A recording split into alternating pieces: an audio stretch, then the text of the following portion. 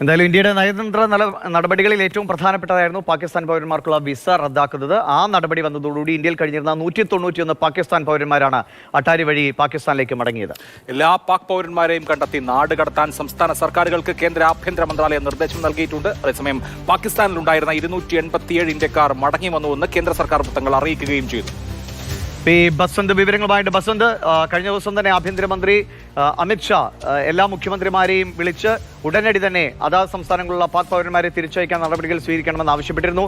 അതിന്റെ തുടർച്ചയായ നടപടികൾ എങ്ങനെ മുന്നോട്ട് പോകുന്നു? ഇനിയും ഇന്ത്യയിൽ പാക് പൗരന്മാർ അവശേഷിക്കുന്നുണ്ടോ?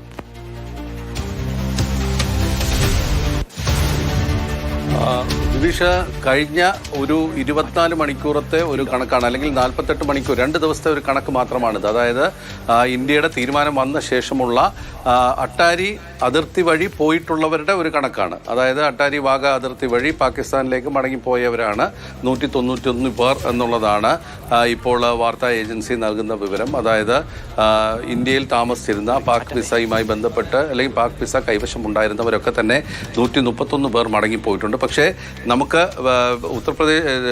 ഉത്തരേന്ത്യയിലെ വിവിധ സ്ഥലങ്ങളിൽ നിന്ന് വരുന്ന വിവരങ്ങൾ പ്രകാരമാണെങ്കിൽ പലരും വിമാനം വഴിയും ഒക്കെ തന്നെ തിരിച്ചു പോകുന്നത് അടക്കമുള്ള കാര്യങ്ങൾ ആലോചിക്കുന്നു. അതായത് ഇന്ത്യ വിട്ടു പോകണമെന്നുള്ളതേ ഉള്ളൂ, പാകിസ്ഥാനിലേക്ക് മടങ്ങണം, അല്ലെങ്കിൽ എങ്ങോട്ടെങ്കിലും മാറിപ്പോവുക എന്നുള്ളതാണ്.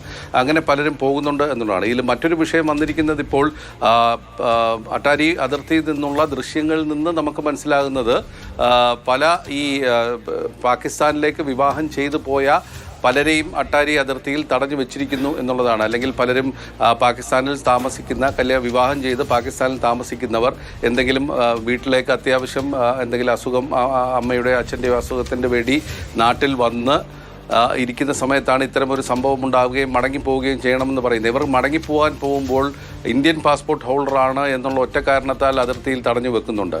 പക്ഷേ ഇവർക്ക് പാക് നാഷണാലിറ്റിയുടെ രേഖ മാത്രമേ ഉള്ളൂ, അല്ലെങ്കിൽ ഒരു കടലാസ് മാത്രമേ ഉള്ളൂ. അപ്പോൾ ഇതൊരു സാങ്കേതികത്വം ഇപ്പോൾ ഇവിടെ വലിയ പ്രശ്നങ്ങളായി മാറുന്നുണ്ട്. പല സ്ത്രീകളും ഇപ്പോൾ അവിടെ വലിയ പൊട്ടിക്കരയുന്ന രംഗങ്ങൾ ഇപ്പോൾ വരുന്നുണ്ട്. അതായത് തങ്ങളുടെ ഭർത്താക്കന്മാരും ഭർത്താവും കുട്ടികളുമൊക്കെ അവിടെയാണ്, ഞങ്ങൾക്ക് മടങ്ങിപ്പോകാൻ കഴിയുന്നില്ല എന്നുള്ള തരത്തിലുള്ള ഒരു സാങ്കേതിക പ്രശ്നം അവിടെ നിലനിൽക്കുന്നു.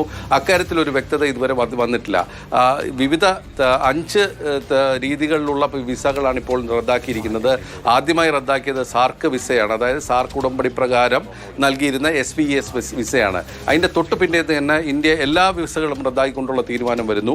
മെഡിക്കൽ വിസയ്ക്ക് മാത്രം 29-ാം തീയതി വരെ കാലാവധി കൊടുക്കുന്നു. ബാക്കിയുള്ള എല്ലാ വിസകളും നാളെ അവസാനിക്കുന്നു. അപ്പോൾ നാളെ കൊണ്ട് ബാക്കിയുള്ള സാധാരണ വിസകൾ, എല്ലാ വിസ ഉള്ളവരെല്ലാം തന്നെ മടങ്ങിപ്പോകണം എന്നുള്ളതാണ് ഇന്ത്യയുടെ നിലപാട്. മെഡിക്കൽ വിസ അല്ലെങ്കിൽ ചികിത്സയ്ക്കെത്തിയവർക്ക് 29-ാം തീയതി വരെ സമയം നൽകിയിട്ടുമുണ്ട്. പിന്നെ ഉള്ളത് ഈ പാകിസ്ഥാനിലുള്ള ന്യൂനപക്ഷങ്ങൾ, അതായത് ഹിന്ദു, ക്രിസ്ത്യൻ, ബുദ്ധ, ജൈന, പാഴ്സി വിഭാഗം, ക്രിസ്ത്യൻ വിവിധ വിഭാഗങ്ങളിൽപ്പെട്ടവർക്ക് നൽകുന്ന ദീർഘകാല വിസയാണ്. അവർക്കിവിടെ തുടരാം എന്നുള്ളൊരു നിലപാട് ഇന്ത്യ സ്വീകരിച്ചിട്ടുണ്ട്. അതിലൊരു വിശദീകരണം കഴിഞ്ഞ ദിവസം രാത്രി വന്നിരുന്നു. അതായത് ഹിന്ദുക്കളടക്കമുള്ള ന്യൂനപക്ഷങ്ങൾ, പ്രത്യേകിച്ച് ഹിന്ദുക്കൾക്ക് ഇവിടെ തുടരാം എന്നുള്ളൊരു നിലപാടാണ് എടുത്തിട്ടുള്ളത്. അപ്പോൾ ഇതിൽ ഈ വിഷയങ്ങളൊക്കെ നിലനിൽക്കുമ്പോഴും 191 പേർ അങ്ങോട്ട് പോയപ്പോൾ 287 പേർ മടങ്ങി വന്നു എന്നുള്ളതാണ്. അതായത് പാകിസ്ഥാനിൽ ഉണ്ടായിരുന്ന 287 ഇന്ത്യൻ പൗരന്മാരും മടങ്ങി വന്നു എന്നുള്ള വിവരമാണ് വാർത്താ ഏജൻസി നൽകുന്നത്.